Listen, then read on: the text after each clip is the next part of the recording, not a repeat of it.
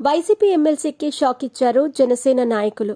గతంలో ఆ ఎమ్మెల్సీ చేసిన కామెంట్స్ పై పోలీస్ స్టేషన్లో ఫిర్యాదునిచ్చారు వారు. నిరంతరం వార్తల్లో నిలిచే ఆ ఎమ్మెల్సీపై జనసేన నాయకులు ఫిర్యాదులు ఇవ్వటం, కేసు నమోదు కావటం ఇప్పుడు సంచలనంగా మారింది. ఇంతకు ఆ ఎమ్మెల్సీ ఎవరో కాదు, దువ్వాడ శ్రీనివాస్. ఏపీ వ్యాప్తంగా సోషల్ మీడియా యాక్టివిస్టులపై పోలీసులు నిఘా ఉంచిన విషయం తెలిసిందే.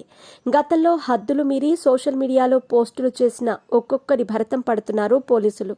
అలాగే తీవ్ర వ్యాఖ్యలు చేసిన ఒక్కొక్క వైసీపీ నేతలపై టీడీపీ, జనసేన క్యాడర్ గురిపెట్టిందనే చెప్పవచ్చు. మొన్న మాజీ మంత్రి విడుదల రజనీపై టీడీపీ నేతలు పోలీసులకు ఫిర్యాదు చేశారు. తమను నాడు పోలీసులు అక్రమంగా తీసుకొచ్చి కొట్టారని, ఆ దృశ్యాలను రజనీ సెల్ ఫోన్ ద్వారా ప్రత్యక్షంగా వీక్షించినట్లు వారి ఆరోపణ.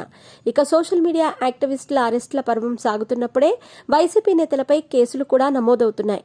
ఈ దశలోనే ఎర్రగొండపాలెం ఎమ్మెల్యే తాటిపర్తి చంద్రశేఖర్ కు సైతం పోలీసులు తాజాగా 41A నోటీసులు జారీ చేశారు. మంత్రి నారా లోకేష్ ను ఉద్దేశించి తీవ్ర వ్యాఖ్యలు చేశారన్నది ఫిర్యాదు. ఇదిలా ఉంటే తాజాగా టెక్కలికి చెందిన ఎమ్మెల్సీ దువ్వాడ శ్రీనివాస్ పై జనసేన నేతలు ఫిర్యాదు చేశారు. గతంలో చంద్రబాబు, పవన్ కళ్యాణ్లపై అనుచిత వ్యాఖ్యలు చేసినందుకు గాను, అలాగే టెక్కలి జనసేన కార్యాలయంపై దాడులకు సంబంధించి కూడా జనసేన టెక్కలి నియోజకవర్గం ఇన్ఛార్జ్ కిరణ్ కుమార్ ఫిర్యాదు చేశారు. దీంతో పోలీసులు కూడా దువ్వాడపై కేసు నమోదు చేశారు. కాగా దువ్వాడ శ్రీనివాస్ పేరు వెలుగులోకి వచ్చిన మరుక్షణం దివ్వెల మాధురి పేరు వినిపించాల్సిందే. జనసేన నేతల ఫిర్యాదుతో ప్రస్తుతం దువ్వాడపై కేసు నమోదు కాగా మాధురి ఏ విధంగా స్పందిస్తారన్నది వేచి చూడాలి.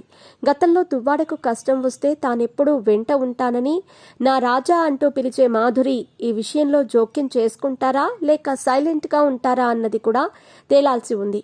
ఏది ఏమైనా దువ్వాడపై కేసు నమోదు కావటం చూస్తే పోలీసులు నోటీసులు ఇస్తారా, అదుపులోకి తీసుకుంటారా అన్నది ప్రశ్నార్థకంగా మారింది.